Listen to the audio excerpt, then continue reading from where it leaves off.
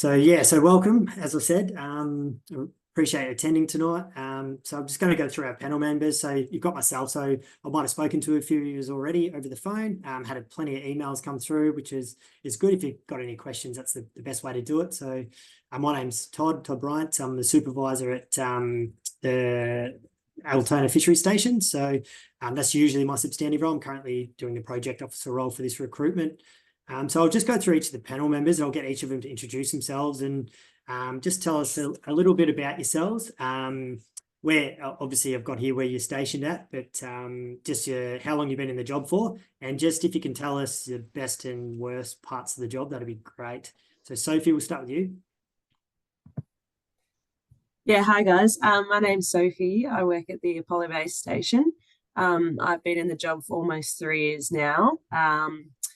Yeah, best part of the job, that's pretty easy. I would say probably the variation that you get day to day. So like your day can go from anything to like hiking out, for me, like Cape Otway in the national park, and then you can be, giving evidence at court or yeah, lots of different stuff. So I think the variation for me is what keeps it interesting and exciting.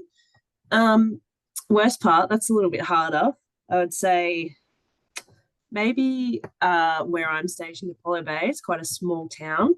So there's often, I guess, with such a small community, you can be inspecting someone down at the boat ramp, and then later you can be at the supermarket with them, or like down at the local footy club with them. So I suppose there's not that degree of separation.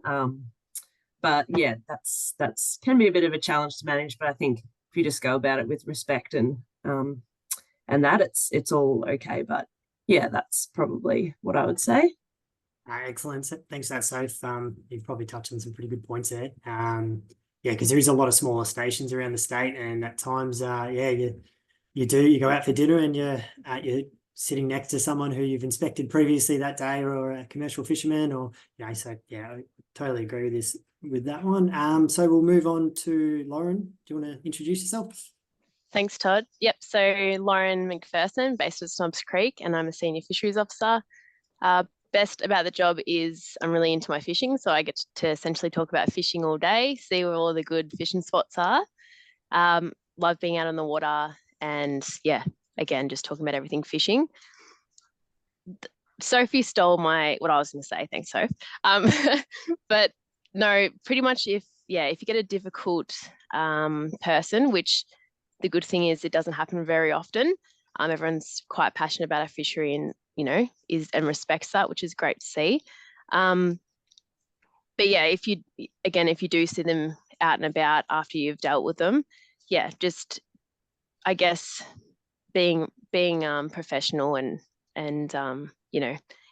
everyone makes mistakes. They're all people, but just to remind yourself of that, and also just keeping, I guess, your socials private to sort of respect your boundaries. But there's not too many things I don't like about the job, so it's hard to say. Thanks, Todd. Thanks, Loz. Appreciate that. And Reese, we'll move on to you. G'day everyone. Reese, Senior Fisheries Officer in Bendigo. I'm currently will be acting as supervisor as well, which is just one of the good things about this job. There's plenty of opportunities. Probably my favourite thing about the job is the opportunities you get. You can work across the state in any role. You can go and work in fisheries management, and just being able to help your neighbouring stations out. I think it's probably one of the most beneficial things about a job. You get to not be stuck in one spot the whole time you're there. And probably the worst part about the job is that you can't do it every day. You've got to actually have a few days off. But once you sort of get in the zone and you're really enjoying what you're doing and it's busy, sometimes you just want to keep going. You want to get that next person. You want to go and chat to the next fisher, and you could be up to 100 inspections for the day, but you just want to keep going because it's just it gets in your blood, and it's just such a good job. But at the same time, you do need your time off, and it's very enjoyable, and fisheries do look after you in that aspect. That's excellent, Reese. Appreciate that, mate. And Paul, we'll get you to introduce yourself. Yeah, thanks, Todd. So Paul Shea, State Manager of Operations. So I was a field officer for a long time, and I can vouch that it is a fantastic job. These days I drive a desk pretty much. So the best part of the job for me now is watching the great work that all the staff do across Victoria. And probably not surprisingly, some of the worst parts are the paperwork and the bureaucracy. But essentially, it's still a good job, and it is great to see all of the officers across the state. We've got 69 across Victoria, and they're spread out at 18 different locations. And on any given day, there is so much variety of what the officers are dealing with. So I get to see all that. So I feel pretty fortunate. Thanks, Paul. Appreciate that. No worries. So as I said, guys, if you've got some questions, particularly for the panel members, we can wait till the end and you can go through it. We can try and answer as many as we can before that hour's up. In 2024, this recruitment's a little bit different to what we've probably run in the past. We are using special measures under the Equal Opportunity Act in order to attract and prioritise female fisheries officers to the northern region. Currently, we've only got 1 out of 12 positions filled by a female fisheries officer, and she's on the call right now, which is Lauren. And we're also using the special measures to attract and fill candidates in the central region. So they're candidates from Chinese and Vietnamese backgrounds with bilingual skill sets. So for us, we want to improve our diversity. And I know, obviously, I manage the Altona North Station, that we have a significant need around Port Phillip Bay for people from those backgrounds, as we want to be representative of the communities that we engage with, and we engage with regularly, and that we've got a large contingency of Vietnamese and Chinese anglers around the bay, and that's land-based from vessels, plenty of divers, and they utilise fisheries such as snapper, bream, abalone, those sort of things, and those type of fisheries. So for me, it's quite an exciting opportunity to be able to promote these positions, and all these positions will be filled on merit still. Everyone's still going to have to meet a certain criteria and certain key points to be able to become a fisheries officer. So these are the things, and we've targeted this recruitment because it's somewhere we're quite deficient in these areas, and it's some areas we really need to fill. So, which is why it's important. So I'll just go into that a little bit further. So the 3 northern fixed-term positions for female fisheries officers is Swan Hill, Tatura, and Bendigo. And then we've got 4 centrally located fixed-term designated fisheries officer positions for Chinese and Vietnamese cultural backgrounds with the bilingual skill sets at Altona, Braeside, Mornington, Cowes. So, and they're fixed-term 12-month positions at this stage, and the starting date, which we'll go into further, will be late October. And as I said before, we've only got 1 female fisheries officer in Northern Victoria, and we don't have currently any fisheries officers that are representative of the Chinese and Vietnamese community in Port Phillip Bay, particularly with bilingual skill sets. So what I'll do quickly, I'll get Reese, do you want to give us a bit of a station profile about Bendigo? And you can probably cover off Tatura and Swan Hill as well, given that you're based in the region. Yeah, no worries. So yeah, as I said before, I'm a senior fisheries officer based in Bendigo. I've worked my whole fisheries career out of Bendigo. I've been here for 6 years. As I said before, I've worked pretty much every station across the state, and I think being in a central station, it's really beneficial and makes it easy to do that. So Bendigo's work area starts in the north. It starts sort of up at Echuca on the Murray River, goes as far south as about Wood End, although there's not too many waterways around there. We go right over to the Campaspe River in the east, and then over to the Avoca River in the west. And we've got pretty much all that water in between there, so including Epilock, Cancurran, the Kyneton Lake system, and Tullaroop. So we get around a fair bit. We've got a lot of inland species, including Murray cod and golden perch, but also we've got a good supply of yabbies and some areas where people target Murray crayfish. And it's very similar. So Tatura, we border on our eastern border with the Tatura patch on the Goulburn River. Their patch borders with Wodonga in their east and covers a wide area. They have very similar species to us, but they also through the winter have a very high Murray spiny crayfish fishery, which is really good. We're going to work there this weekend, which I'm very excited about. They also have a lot of, it's a bigger river system over there, so probably more campable, and there's probably more offending from your camping activities, whereas in Bendigo it's more your farmers or locals putting in illegal equipment, which is always good to catch them. Swan Hill to the north of Bendigo, they go right over to the South Australian border, and it's one of the biggest patches in the state. Also very similar species. They also have a lot of aquaculture sort of around Mildura, so they've got a different aspect with Murray cod fishery, fish farms, silver perch, golden perch, and that's a big industry up in that area where it's a bit warmer and the productive farms are very good. So we also dabble in that side of things, which is very interesting and also gives you something different to work on when it's a bit quieter as well. On a day-to-day basis, we could be doing anything in any of those stations. We all have been short-staffed for a period of time, so we work in quite closely together, but can go from jumping in a boat on a freezing cold spiny crayfish morning and boating along the Goulburn River looking for illegal equipment, or just checking fishermen, which we'll be doing this weekend in high profile in one of the larger vessels. In summer, we could be found kayaking down the Campaspe River, jumping over snags and talking to anglers that don't expect to see you paddling along in a kayak. And the same in Swan Hill, you can go from driving a big boat through the middle of nowhere and stumbling onto someone who's not expecting to see you, usually from South Australia or somewhere, coming over to catch our fish. Mostly we target recreational fishing offences, but we do have, as I stated before, a lot of illegal commercial equipment. So that ranges from your drum nets, your set lines, cross lines, baited traps for Murray crays. You can find us sitting in bushes looking at people with their gear, trying to catch them, setting up static cameras and anything. So our work varies a lot in every day-to-day occasion, and we do cross over the state a fair bit. If you've got any further questions, feel free to type them in.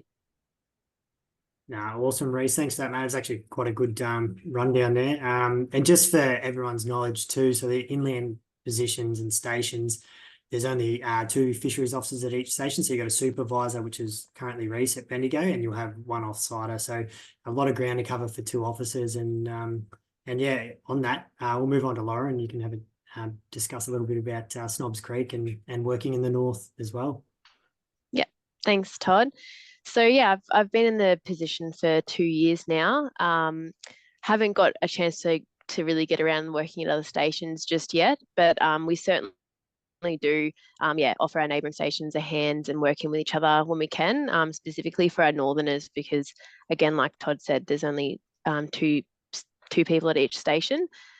So yeah, Snobs Creek is home to a hatchery which facilitates the production process of salmonids and native fish species, and that's what all of the fish is stocked from around Victoria. So we get mainly we focus on salmonids in Snobs, just with that colder sort of climate, but then definitely get a lot of Murray cod and yellow belly as well in Lake Hilton, as well as Murray spiny freshwater crayfish. So that's right now it's happening. So it's just kicked off into the season. The patch runs from Seymour, it's quite central, but from Seymour up to Benalla, down to Mount Howard and across the Great Dividing Range. It's been a great experience. I absolutely love this patch, and I love going into the other northern stations when I can. We do anything from tactical to strategic patrols, so we could be high profile just in our normal gear, just checking lots of fishermen, and being so close to Melbourne, we see a lot of recreational fishers. And then we could also just be wearing plain clothing and just be sitting there on the bank of the river, and just show them our badge and introduce ourselves, or we could, you know, be in camouflage and laying down in the bushes somewhere. So there's lots of variety, and you just never know what you're going to be doing. Thanks, Todd. Awesome. Thanks, Loz. That's a good rundown. And Loz was one of the last recruits that come through and come into the north. And I know for a fact who she works with absolutely loves it. And you have a good time and probably laugh a bit too much on patrol, you too. So we'll have to start watching that. But it's good. And that's the sort of culture we want to continue to sort of breed within this organisation. So, and it's something we're really fortunate to have. So, thanks, Loz. And Sophie, do you want to give us a rundown of Apollo Bay, but also just more coastal, being a more coastal station, given that there's 4 of those positions will be coastal based? Yeah, for sure. So I think even though there's no Apollo Bay positions in this intake, there is, as you said, like quite a lot of crossover with what we deal with, I suppose, as a coastal station, I suppose, compared to Mornington and Cowes more so. So yeah, take what you will from this. But our days are usually split between, I guess, we deal with a lot of recreationals and a lot of people coming down for holidays, I suppose. And then there's a small sort of diehard local community that get out fishing every opportunity that they can. Apollo Bay is a mad fishing town. And we also have, I suppose, quite a large commercial sector, which is what I'm really interested in. So obviously there are people who make a living from fishing. And the two biggest commercial fisheries we have, and I suppose Mornington and Cowes as well, would be the abalone fishery. So that's quite huge and quite strictly monitored, I suppose. So we do a lot of work around that, inspecting those operators and making sure they're, I guess, working within the regulations. And then the rock lobster fishery as well, which Mornington and Cowes both have. And I suppose for me, I really love it because you, rather than, I guess, recreational fishers who you might see once and then never see them again, I suppose with commercials, you do have that sort of ongoing relationship with them. And you try and sort of build a bit of rapport and a bit of trust. And so, that's what I really like about it. As well, I suppose with coastal, you're going to be out in the boat quite a lot. We've got a 7.8 meter Kevlar cat, so which we drive out to, quite far out to sea, I suppose. I believe it's gone to King Island before, but not with me on it. So that's really quite fun. Like when you're getting behind the wheel of that and there's a bit of swell on and it's a bit exciting. It's really fun. So Cowes and Mornington both have quite a large Kevlar cat, and I think if you don't have your any boat experience or your coxswain or anything like that, I didn't when I started, and I've learnt it all on the job. So that's been a really awesome part of, I guess, working at a coastal station, is just driving the boat in all sorts of conditions. And I can't speak highly enough about coastal stations, in that I love surfing and diving and all that sort of thing. So for me, it was always going to be a coastal station, even if I had to do my time inland and then move out coastal. Can I add anything else, Todd, or is that? No, that's pretty good. I reckon that was excellent. But look, we do a lot of things around Portfield Bay, so we dive as well on recreational divers, so they don't always know we're there. So we've got jet ski, so PWC shall say, and then we generally get to diver tote around the back, and like it's a great part of what we do to ensure compliance in the water as well. So making sure people aren't stockpiling abalone or using snares and that sort of stuff. And then we do a fair bit of marine safety work as well. That's inland and coastal as well. So it's a big part of what we do now too. So it's something sort of to be aware of when you come in the job. And Sophie touched on really well. We've got some quite significant commercial fisheries around the coastal stations. So rock lobster, abalone, for giant crab, so that's off where you are, Soph. But and then we've also got the retail sector as well, so fish wholesalers, markets, and those sort of things. So it's quite a diverse range of work, and yeah, like a lot of it is day to day, working different locations and a lot of compliance work, but it's just, yeah, it's what makes the job, for us, it's what makes the job so interesting.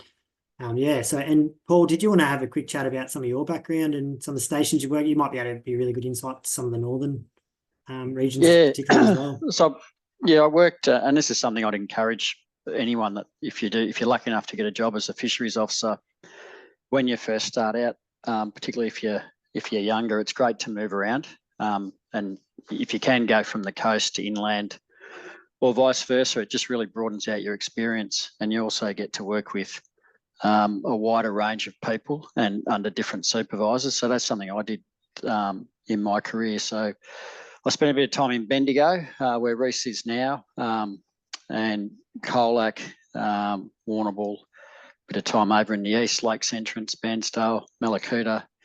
I'm based in Anglesea now, and a couple of years in Horsham as well. So all of that, apart from being just thoroughly enjoyable and seeing, a larger part of Victoria, because that's one of the great things about this job, because it's based around water.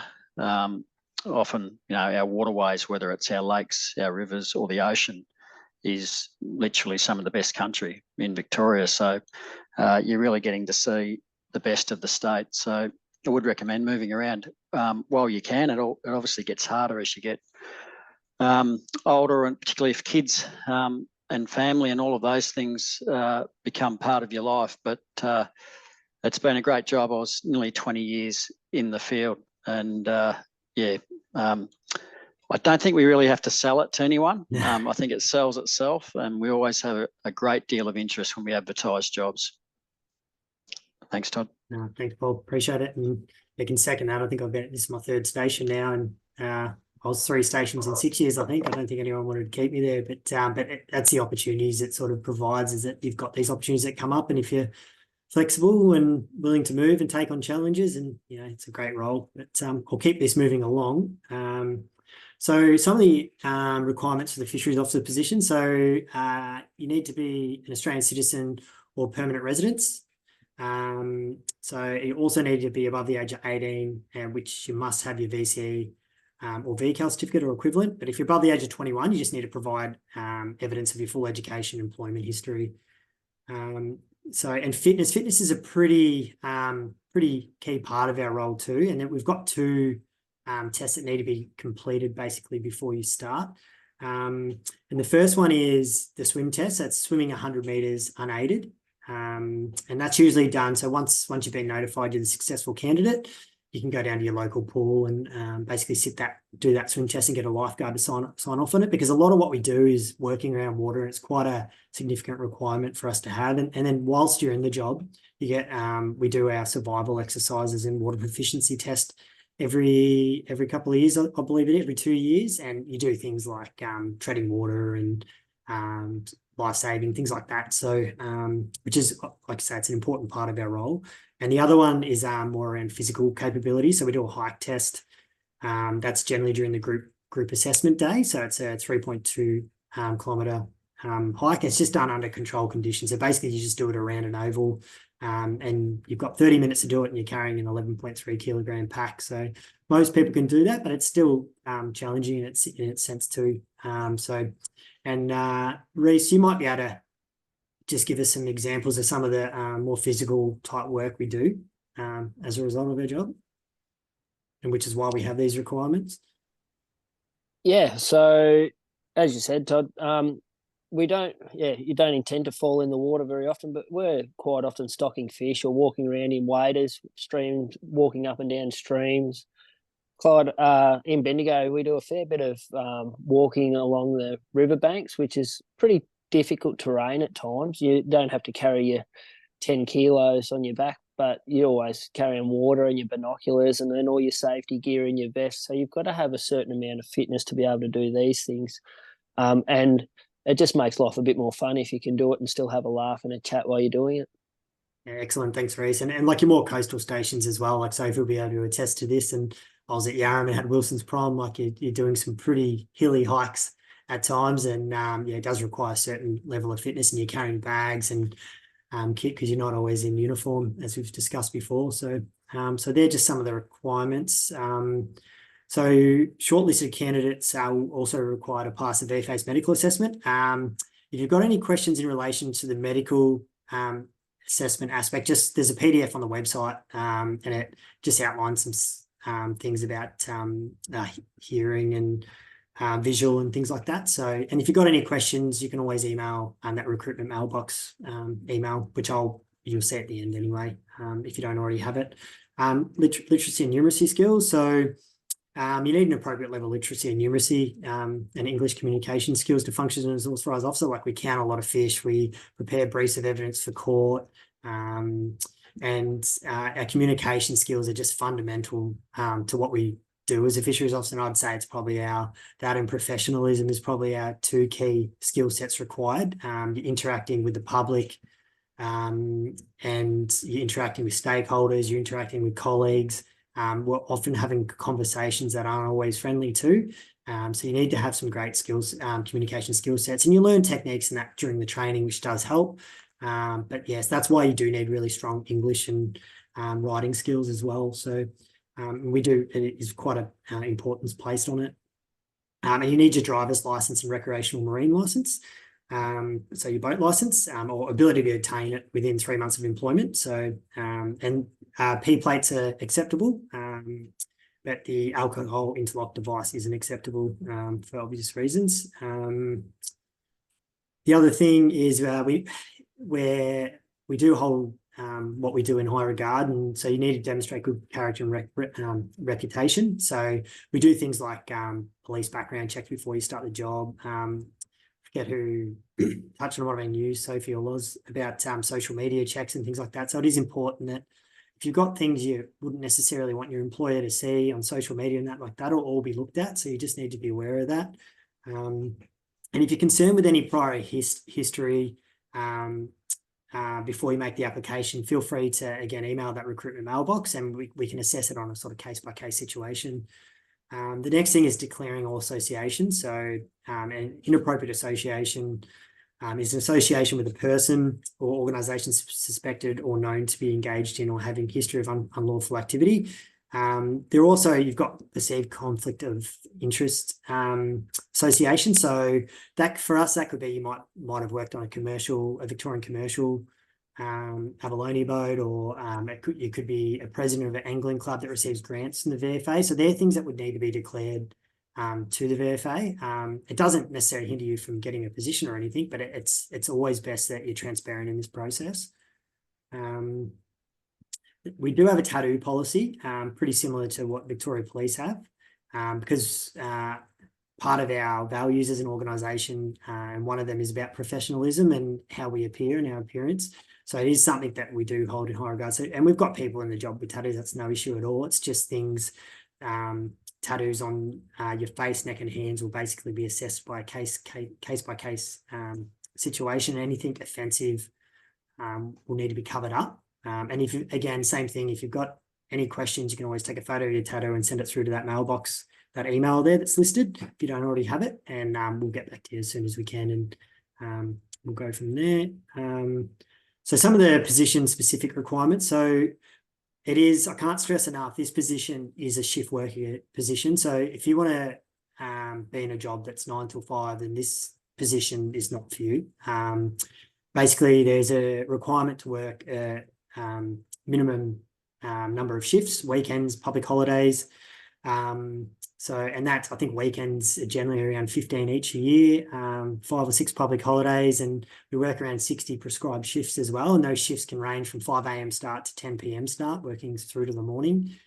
Because as probably most of you know, that people who fish and anglers, and particularly people who might not be necessarily compliant, operate at different hours of the day, and that's what we do. And honestly, they're some of the better parts of the job, is working those types of shifts, and working hard and working those sort of hours that then sometimes you come up with nothing, other times you get some really good results. And a good result for us can be, as I think Reece said before, you might do 100 inspections for the day and they're all fully compliant, and that's a great result in itself. So that the messaging is getting across. But then with we're also here for that those non-compliant interactions as well. So yeah, it's just something you need to be aware of. And if you've got any concerns about that, again, you can ask questions, but it's a big part of what we do. And I can't stress enough that that's one of the most important things in the role is that your ability to do that. So the requirement to travel and work temporarily away from normal place of work, Paul touched on that really briefly before, which is really good. It's great opportunities to work in with other stations and support operations. You might be away early in your career, a couple of weeks at a time, just gaining some experience at other stations and exposure to other fisheries officers and the way they operate. And they're some of the better parts of the job. So we're required to wear a fisheries officer uniform. As you can see, all of us have got it on today. Some wear it better than others. And we also need to maintain a high standard of grooming and deportment. So we've all got to be quite professional in what we do and how we look. And honestly, it's the first thing that people look at when they see us, when we inspect them. And if you're well groomed and, we're not going to have, shirts untucked and ruddy uniform on, then, you're taken seriously, which is really good. And then, during the training, after you finish that, you're appointed as an authorised officer under a range of legislation, and basically, as part of that, required to give evidence in court, which we've touched on. During the training, you sit a week course, which is our CIDT training, which is our defensive equipment training, and it basically allows you to carry and possess extendable baton, capsicum spray, and handcuffs. And but Lauren, you might be able to have a quick chat just about, giving you the last one to go through that 5-day course, about some of the things you do as part of that training. Yeah, no worries. Thanks, Todd. So that was actually a highlight. So the client interaction defensive training. So we had someone come in and pretty much show us how to use our baton, OC spray, and handcuffs.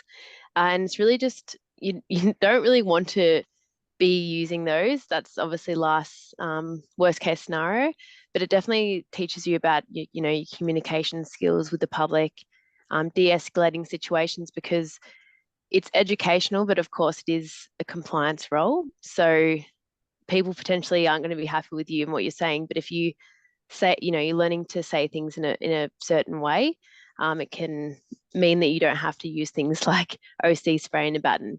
So yeah, we get to just run through hitting the baton. We actually get OC sprayed, rubbed into our eye, just to know how that actually feels as well. It's not compulsory, but but I wanted to see how that felt.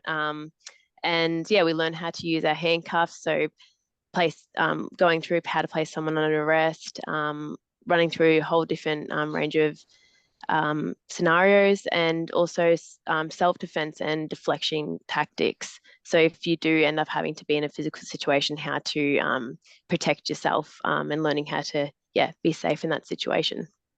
Excellent, thanks, Loz. And I think you touched on it briefly there. Yeah, sorry. Yeah, I'll just add. Thanks, Lauren. I'll just add to that. Just so everyone's clear, that equipment is defensive equipment, and so the officers carry that to be able to protect and defend themselves should they be attacked by someone, because it is essentially a role that involves law enforcement, or, for example, issuing fines to people is part of the role. So obviously, from time to time, you might be dealing with people that react very badly to that, and you may actually, in worst case scenarios, come under attack. And that's what that equipment is for. It's to defend yourself. So it's not used to get people to comply. I hope that makes sense. Yeah, that's excellent. Yeah. And like as Paul said, defensive wise, like I think our best defensive equipment is literally our communication skills and how we talk to the punters. So, and we've had people in the job for 20, 30 years and never had to use any of that. So but yeah, it's nice to still have that as a defensive tactic, I suppose. But so we'll move on. So prior to the appointment, successful applicants must show evidence of a current working with children's check, first aid certificate, the recreational boat license that we touched on, and the swim test. So we get into salary and benefits. So you're paid from day one. So the training course, which we'll get into, roughly goes through about 8 weeks, and you'll be on your base salary of 74,580 per annum. Once you've graduated, that's when you start to work your shifts and weekends and public holidays.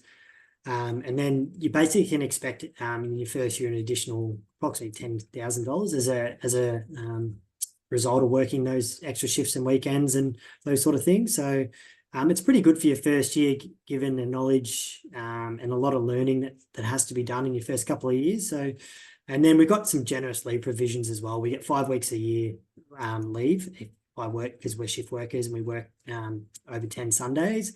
And then we also, when we work extra hours, potentially you can accrue some time in lieu, and there is overtime and things like that for specific jobs, but that sometimes we drive long distances and things like takes a bit longer than a standard day. So there are occasions where you probably accrue a bit of time in lieu. And then, yeah, we've already touched on some of the learning opportunities that we get within the role, which is, we're pretty privileged to have. And I feel very fortunate over my short career that I've been able to do it. And some of the photos there you'll see are just some of the previous recruitments. The top one in particular, that was actually my recruitment. So I can tell you now, Will in that photo looks a lot older than that. So it's only 8 years ago. So hopefully he's not listening tonight. But just go through it. So the first stage of the process is what we're currently in right now. So complete your application through the careersvic.gov.au website, which is you just click the apply now button and follow that. So basically includes completion of mandatory questions, uploading resume and cover letter, and the cover letter addressing the 4 questions below that you can see. So why are you applying to be a fisheries officer? Do you believe you are suitable for the role? Provide an example that demonstrates your ability to work as part of a team. As we've mentioned before, it's a huge part of what we do. And outline your experience in outdoor environments. So that probably speaks for itself in given our work. And then the key capabilities for a fisheries officer: leadership, operational effectiveness, decisiveness, sometimes making decisions with limited information at short notice, communication, we've touched on that, teamwork and professionalism. So if you're successful in this stage, the panel will go through and we'll read all applications, and if you're successful from that stage, you'll move through to the online and numeracy and literacy testing, so the ACER testing. So basically ACER testing, you can do some sample tests online if you get through this stage. Also, when the email comes out, you consider some sample questions. So don't go out. You can actually purchase some, but don't go out and do that. You don't need to. And it just basically gives us a base score of whether or not you meet the certain requirements for literacy and numeracy. And the next stage then will be a video interview. So the video interview will basically involve, so if you make that next stage, will basically involve a number of questions, which will be pre-recorded. You'll get a link to log on to the website, and basically you'll get a question and you'll get a short time to think about your answer for the question. Then you'll get one chance and it'll record for 30 seconds, approximately 30 seconds, your answer. And then it'll move on to the next question. So it puts a bit of pressure on, but that's part of our role in what we do with some of the environments we're in. So that's always an interesting one. And then the next one is a psychological profiling character assessment. So that's a psychometric testing. So basically just looking at the psychometric profile to ensure you're a suitable candidate, and it just outlines some potential risks. So the police do this as well, and for some other enforcement type jobs and roles, and it just gives you it categorizes what risk you might be within that profession. So, and then once we hit that phase, we go to face-to-face interviews, which are usually conducted in Queenscliff, and these are compulsory to attend. You'll need to attend these because it's the first time we actually get an opportunity to speak to you. So if you're in Queensland like I was when I originally applied for the position, I think I flew down 3 times. Then yeah, it's just something that's required to do. And then you'll get to pretty much close to your last stage of the assessment centre. So they're small groups and individual activities and some scenarios. And we just sort of put you in different type situations and see how you handle them. And it's it's actually really nice to opportunity to meet some of the other fisheries officers around the state. And if you're getting to this stage, you're obviously quite up there in potential successful candidates. So yeah, and then the final steps is once the assessment centre is done, pretty soon after that you'll be informed if you get the position, and then you just need to complete a medical, fitness assessments, which was spoken about, police check, Vic Roads license check, and social media checks. And yeah, we sort of organise the medical and things like that, so it's not an issue. And then some of the common errors we find in a lot of recruitments, and it's basically failing to meet all the requirements of what we're asking. Attention to detail is something that we do pride ourselves on, given that we've got to prepare briefs of evidence, attend court statements, things like that. So you've got to answer all the mandatory questions, provide your resume, cover letter, the 4 questions that we outlined. Check your spelling and grammar. And I've had a fair few applications come through just via email, so we won't accept any of those. I've been responding to everyone that has, just to apply through that Careers Vic, but just to be sure, make sure if you've done that and haven't applied, apply through that website link. And then the closing date's the 7th of July, 11:59 p.m. So we won't accept any late applications. So just speak quickly about the training block. It is compulsory, so it's generally 8 to 10 weeks, and it'll probably kick off around late October and finish not far from Christmas. And it's generally a live-in situation, so unless you live pretty locally and you can commute, but this year it will likely be at Atwood or a combination of Atwood and Altona North. So accommodation is provided and lunches generally, and this is where obviously you learn what it takes to be a fisheries officer, and you go through plenty of scenarios and CRDT training, the stuff we've spoken about. But and it's a lot of classroom-based activities, and you'll get fisheries officers down to help support in that. And some of the topics that are covered is, safety, a lot of legislation. It's a big part of what we do, and we've got to be able to interpret it and communicate legislation. Note-taking skills, giving evidence in court, compliance powers, radio skills, TAC comms and de-escalation. Spoke about CIDT and defensive equipment. Small boat handling is one of them. It's really good. And then camouflage and concealment. And there's just so much more that you learn. It's really hard to describe until you get there. And it's just a great opportunity. You get kitted out in all your gear and equipment. And so it's almost like Christmas when they come and give you all that equipment. And it's really rewarding because it just makes you want to, as Rhys said, just work in the job and keep working. And then here's some of the timelines there. They are a little bit fluid, but these are basically what we're looking at. So applications will close around 7th of July, as we've said. Late July is when the ACER abilities testing will be conducted. Then we've got the video interview in late July and psychometric testing in early August. Face-to-face interviews will be mid-August. Assessment centre will be early September, and medicals will be just after that. And then by late September, you should be notified whether or not you're a successful candidate, pending everything goes pretty smoothly. And then the position will give you approximately 4 weeks. So if you've got a job you're currently in, you need to give 4 weeks notice, and 4 weeks to give that. And then we'll commence that training. Day one will likely either be, well, it's generally day one's in station, in the training at Atwood or Queenscliff, depends where it was run, but Atwood this year. And then, you've definitely heard enough from me. So, Sophie, if you've got some questions there, or if anyone's got questions they've sent through, would like answered, you've got a heap of panel members here, and I might just throw a lot of the questions to you guys if they've got specific questions about stations and that. So, Sophie, you've got any you would like to discuss?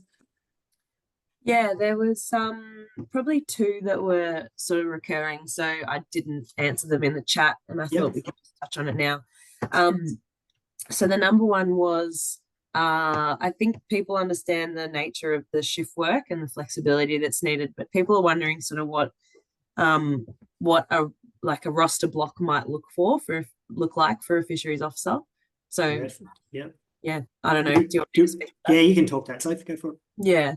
So for me at my station, we do our rosters about a month in advance. And our rostering is broken up into 2-week blocks. So you'll get 4 RDOs, rostered days off, per fortnight. And those can be put sort of anywhere in your 2-week block. And that's sort of, I guess, worked out at a station level with your supervisor and your team. There might be things that you guys need to be rostered on for public holidays, weekends, that sort of thing. So it can look different every week. You'll have a few shifts sort of scattered throughout that. But I guess the answer is it's very different every week. And you can't really have any sort of expectations, I suppose, of going home at 4 o'clock every weekday. That sort of answers it pretty well, I think. Yeah, no, I think that's pretty good, Soph. You've got any others there? Yeah, just one more. So people are wondering, because it's a 12-month fixed term position, what happens after the 12 months? Yeah. So in the past, originally a lot of these positions, you're stepping into positions that were vacant, and there still is some of these in this respect. And they've generally moved into ongoing positions, but at the moment, due to budgetary constraints and yeah, just where we currently sit, that we can't make any promises in respect to ongoing after the 12 months. Paul, you might want to speak a bit further. Yeah. So I'll just add to what Todd just said. So they are 12-month positions. However, in the past, in these situations when people have started, they've become ongoing. So that is what has happened in the past, and that is what we would hope will happen here. But we're not in a position to be able to guarantee that. Yeah, that's excellent. Thanks, Paul. Anything else there, Soph? Lots of questions coming through now. Yep. I just through. at Bendigo, yeah, Bendigo is open to female applicants. Yep. Yeah. Let's see, is there any people wondering what education and employment backgrounds fisheries officers come from? Yep, I can speak to that, so if you're happy. Right. Yeah. Yeah, so being in the last recruitment, something that stood out to me was that there was a heap of variety. So just because you haven't been potentially in aquaculture or haven't been to uni, doesn't mean that you aren't a good candidate for the position. So there's been chefs, there's been gardeners. I know for me, I was a forestry firefighter and also worked in fish farms. So yeah, it can be vary quite a bit, but definitely, yeah, if you have experience in natural resource management, you're used to working outdoors, that would just definitely be favourable. Yeah, cool. I think, yeah, there's when you say there's 4 RDOs per 2-week block, are they paired in days of 2? Not necessarily. Can be different, different each time. But you discuss that with your supervisor and you work out, I guess, a plan that works best for your station yourself, and yeah, the goals that you need to hit at station as well. Just see one here as well from Jackie about how far do officers live from their main areas of work. So it does vary.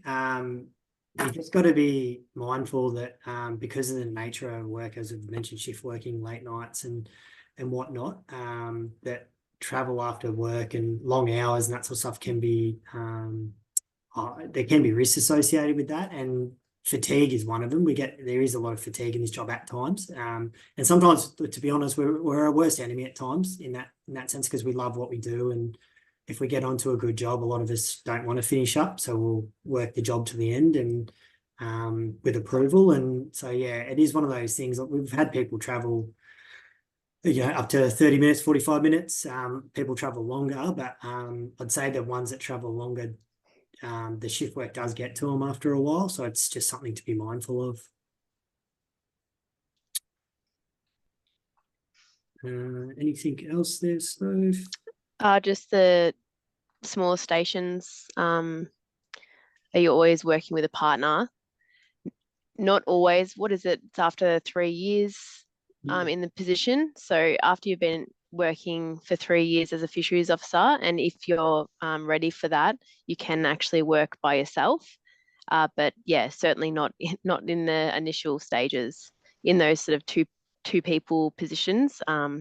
Just really so we can get, be out in the field and get a little bit more done. If you're taking into account leave, then that's two months of the year that we're not out in the field. So that's mainly why we, and that doesn't mean that you're doing just compliance work. You can just be getting out there and really educating and just being seen, high profile work. Yeah. Just on that one too, Loz, we do strive to work in with one another. Even when we only have one staff member at station, we're able to link in. Like I often work with Altona or Tatura, Swan Hill, and we make it work. But on occasions we do work one up. But you also select who you check and what work you do. You don't go out and check groups of camps and of people drinking alcohol when you're on your own. You sort of play it safe and do the right thing by everyone who all want to go home at the end of the day. That's excellent. Anything else there, Soph, worth mentioning? I've seen you've actually replied to a fair few, which is good. Yeah, I think it's sort of dwindling out now. So yeah, I'll keep answering them, but I think we've touched on most of the big ones. Yeah, no worries. No, that's fine. No worries. And if there's any questions you didn't get answered during this session or you'd like to ask, even confidentially, you've got that recruitment mailbox, which is up the top there still. So don't hesitate to get on that. But yeah, look at that. We've kept it just under an hour, which is really good. So let's just get back to your nights. But thanks for attending, and yeah, I hope to be seeing a few of you in the face-to-face interviews.